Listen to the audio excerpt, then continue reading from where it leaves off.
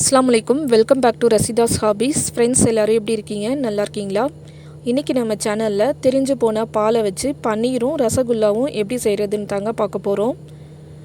நான் ஏற்கனவே என்னோடய சேனலில் 2 வீடியோ போட்டிருக்கேங்க.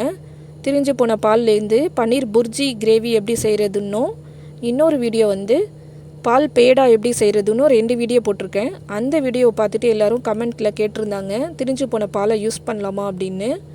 கண்டிப்பாக யூஸ் பண்ணலாம். அதில் வந்து கசப்பு தன்மை இல்லைன்னா கண்டிப்பாக யூஸ் பண்ணலாங்க. அந்த 2 வீடியோவோட லிங்க்கையும் டிஸ்கிரிப்ஷனில் ஐ பட்டன்லலாம் கொடுக்குறேங்க. 2 ஸ்க்ரீன்லேயும் கொடுக்குறேன். உங்களுக்கு தேவைப்பட்டுச்சுன்னா போய் பாருங்கள். இன்றைக்கி பார்த்தீங்கன்னா 2 லிட்டர் நான் full fat milk, fresh milk தான் வாங்கியிருந்தேன்.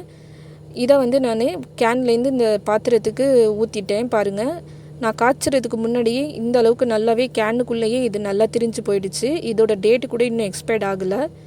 இங்கே கத்தாரில் பார்த்திங்கன்னா பால் வந்து என்றைக்கு பேக் பண்ணுறாங்களோ அன்னையிலேருந்து 5 நாளைக்கு வந்து இதோட வேலிடிட்டி கொடுப்பாங்க. இந்த பாலோட டேட் வந்து எக்ஸ்பயர்ட் ஆகுறதுக்கு இன்னும் 2 நாள் இருக்குது. அதுக்கு முன்னாடியே இது திரிஞ்சு போயிடுச்சு. இதை வந்து நான் கீழே கொட்டாமல் இப்போ ரசகுல்லா செய்கிறதுக்கு பயன்படுத்திக்கிறேன் இந்த பாலை. இப்போ இந்த பால் நல்லா பொங்கி வந்துருச்சு பாருங்கள். இதில் வந்து மேலே வந்து நுரையா ஃபார்ம் ஆகுது பாருங்கள். இந்த நுரையை வந்து தனியாக நம்ம ஒதுக்கி விட்டுக்கலாம். இப்போ நான் இந்த நுரையை ஒதுக்கி விட்டுட்ருக்கேன் பாருங்கள். தண்ணி நல்லா தெளிஞ்சு வந்துருச்சு மேலே. இதுக்கு அடியில் பன்னீர் நல்லா ஃபார்ம் ஆயிடுச்சு. இன்றைக்கி வந்து நான் இந்த பாலை திரிய வைக்கிறதுக்கு லெமன் ஜூஸோ அல்லது வினிகரோ நான் சேர்த்துக்கல. ஜஸ்ட் இந்த பாலை வந்து ஏற்கனவே திரிஞ்ச பாலை நல்லா கொதிக்க வச்சுருக்கேன். கொதிக்க வச்சதுக்கப்புறமா இது நல்லாவே திரிஞ்சு வந்துருச்சு இந்த அளவுக்கு. இதை இப்போது நான் வடிகட்டி எடுத்துக்க போகிறேன். இந்த மாதிரி வடிகட்டி எடுத்துக்கிறதுனால பால் அதாவது தண்ணி தனியாகவும் பன்னீர் தனியாகவும் நமக்கு கிடைச்சிரும். அடியில் ஒரு பாத்திரத்தை வச்சுருக்கேன். இந்த பாத்திரத்துக்கு மேலே இந்த மாதிரி ஓட்டை இருக்கிற மாதிரி இன்னொரு பாத்திரத்தை வச்சுருக்கிறேன். இப்போ இந்த காய்ச்சின திரிஞ்சு போன பாலை வந்து நான் வடிகட்டி எடுத்துக்கிறேன்.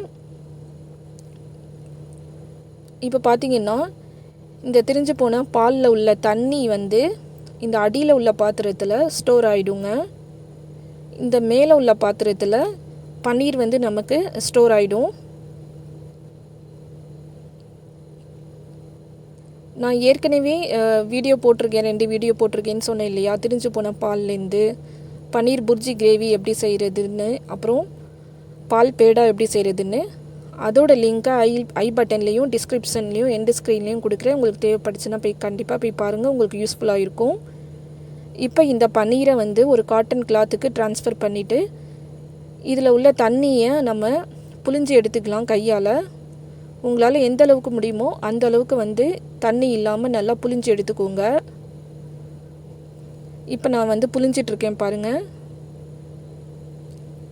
இந்த மாதிரி நல்லா புழிஞ்சு எடுத்ததுக்கப்புறமா இந்த கர்ச்சீஃபை வந்து ஒரு மேலே ஒரு ஹைட்டான ஒரு இடத்துல வந்து நல்லா கட்டி விட்டுருங்க.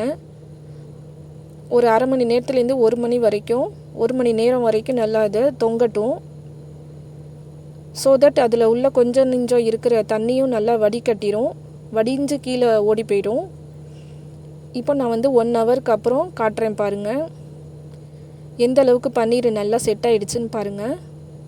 2 லிட்டர் ஃபுல் ஃபேட் மில்க்லேருந்து எனக்கு இந்த அளவுக்கு பன்னீர் கிடச்சிருக்குது. கண்டிப்பாக கடையில் வாங்குகிற பன்னீர் வந்து இன்னும் கொஞ்சம் ஹார்டாக தான் இருக்கும். நம்ம வீட்டில் செய்கிற இந்த மாதிரி பன்னீர் வந்து ரொம்பவே சாஃப்டாக இருக்கும் பாருங்கள். ரசகுல்லா செய்கிறதுக்கு நம்ம இந்த மாதிரி வீட்லேயே ஹோம்மேடு பன்னீரில் தான் ரசகுல்லா நல்லா சாஃப்டாக வருங்க. இப்போ பாருங்கள், நான் வந்து இந்த பன்னீரை ஒரு கேக் ஸ்லைஸ் கட் பண்ணுற மாதிரி கட் பண்ணி காட்டியிருக்கேன். எப்போதும் நம்ம வந்து ஸ்கொயராக தான் பன்னீரில் வந்து பீசஸ் போடுவோம். இப்போ நான் கொஞ்சம் டிஃப்ரெண்ட்டாக கேக் ஸ்லைஸ் கட் பண்ணுற மாதிரி நான் வந்து கட் பண்ணி காட்டியிருக்கேன். அவ்வளோதாங்க, நம்ம பன்னீர் வந்து ரெடி பண்ணிட்டோம். திரிஞ்சு போன பால்லேருந்து பன்னீர் ரெடி ஆகிடுச்சு. ரொம்ப ஈஸியாக ரெடி ஆகிடுச்சு பாருங்கள். இப்போ இதை எல்லாமே நிறைய நான் வந்து பீசஸ் போட்டிருக்கேன். ஒரு ப்ரெசன்டேஷனுக்காக ஃப்ளவர் மாதிரி நான் அரேஞ்ச் பண்ணி காட்டியிருக்கேன் பாருங்கள். இப்போது இந்தளவு பன்னீர்லேருந்து நான் வந்து பாதி அளவு பன்னீர் மட்டும் எடுத்துக்கிறேன் ரசகுல்லா செய்கிறதுக்காக. இப்போது ரசகுல்லா எப்படி செய்கிறதுன்னு பார்க்கலாம். பாதி அளவு பன்னீர் மட்டும் நான் எடுத்துக்கிட்டு அதை நல்லா பிசைஞ்சிட்ருக்குறேங்க. சப்பாத்தி மாவுலாம் பிசைவோம் இல்லையா, அந்த மாதிரி ஒரு 15 to 20 மினிட்ஸ் வரைக்கும் நான் இந்த அளவு பன்னீரையே நல்லா பிசைஞ்சு எடுத்துக்கிட்டேன். ஸோ தட் நமக்கு வந்து ரசகுல்லா நல்லா விரிசல் இல்லாமல் நமக்கு உருட்ட வரும். இது நல்லா ஒரு பேஸ்ட்டாக ஃபார்ம் ஆகுற வரைக்கும் நல்லா சாஃப்டாக வருங்க. அந்தளவுக்கு நீங்கள் வந்து பிசைஞ்சு எடுத்துக்கோங்க. உங்களால் எவ்வளோ முடியுதோ அந்தளவுக்கு நீங்கள் பிசைஞ்சு எடுத்துக்கோங்க. இப்போ பார்த்தீங்கன்னா தெரியும், நல்லாவே நான் பிசைஞ்சு எடுத்துட்டேன். நல்லா மாவாக ஆயிடுச்சு இந்த பன்னீர். இப்போது இதுலேருந்து நான் பீசஸ் போட்டு எடுத்துக்கிறேன் பாருங்கள். இப்போ பாருங்கள், உங்களுக்காக நல்லா க்ளோஸ்அப்பில் காட்டிகிட்ருக்கேன். எந்த அளவுக்கு நல்லா மாவு மாதிரி வந்துருச்சு பாருங்கள். இதை ஒரு 5 பீசஸ் போட்டிருக்கேன் இந்த பன்னீர்லேருந்து. ஃபஸ்ட்டு பீசஸ் போட்டுக்கிட்டு அதுக்கப்புறம் ரோல் பண்ணுங்கள். அப்போ தான் வந்து நமக்கு எல்லா உருண்டைகளும் ஒரே அளவில் சேமாக ஈக்குவலாக கிடைக்கும். இப்போது உள்ளங்கையில் வச்சு நல்லா விரிசல் இல்லாமல் நல்லா உருட்டி எடுத்துக்கோங்க இந்த மாதிரி. மீன்வைல் நான் அடுப்பை பற்ற வச்சு ஒரு பாத்திரத்தில் சுகர் சிரப் ரெடி பண்ணிகிட்ருக்கிறேன். இந்த அளவு டம்ளரால் 4 டம்ளர் தண்ணி வந்து நான் ஊற்றி கொதிக்க வைக்க போகிறேன். இப்போ இந்த தண்ணி வந்து கொதிக்கிற வரைக்கும் வெயிட் பண்ணலாம். இந்த சுகர் சிரப் செய்கிறதுக்காக இதே அளவு டம்ளர் ஆட்டி ஒரு 3/4 டம்ளர் வந்து நான் ஒயிட் சுகர் எடுத்துருக்கிறேன் பாருங்கள். இந்த அளவு ரசகுல்லாவுக்கு இந்த அளவு சுகர் வந்து கரெக்டாக இருந்துச்சு. உங்களோட இனிப்பு சுவைக்கு தகுந்த மாதிரி நீங்கள் ஒயிட் சுகரோட அளவை கூட்டவோ குறைக்கவோ செஞ்சுக்கலாம். இப்போது தண்ணி வந்து நல்லா கொதிச்சிருச்சு. இந்த ஸ்டேஜில் ஒயிட் சுகரை நான் இதில் சேர்த்துக்கிறேன். சேர்த்த பிறகு இந்த ஒயிட் சுகரு நல்லா கரைஞ்சி வர வரைக்கும் வெயிட் பண்ணலாங்க. கம்பி பதம் அந்த மாதிரி எதுவுமே பார்க்க தேவையில்லை. ஜஸ்ட்டு இந்த தண்ணியில் இந்த சுகர் வந்து கரைஞ்சா போதும். இப்போ பார்த்திங்கன்னா சுகருமே நல்லாவே கரைஞ்சிருச்சு. இந்த ஸ்டேஜில் நம்ம உருட்டி வச்சுருக்கோம் இல்லையா பால்ஸு, இதை வந்து ஒன்று ஒன்றா எடுத்து இதில் சுகர் சிரப்பில் போட்டு கொதிக்க விடலாம். ஒரு 15 to 20 மினிட்ஸ் வரைக்கும் மூடி போட்டு இதை கொதிக்க விடலாங்க.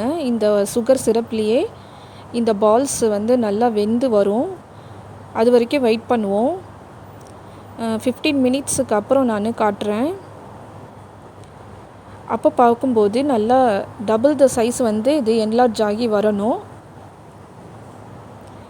எப்படி வந்திருக்குது, நல்லா என்லார்ஜ் ஆகி வந்திருக்குதா, உடையாமல் வந்திருக்குதா, விரிசல் இல்லாமல் அப்படின்னு காட்டுறேன் நான்.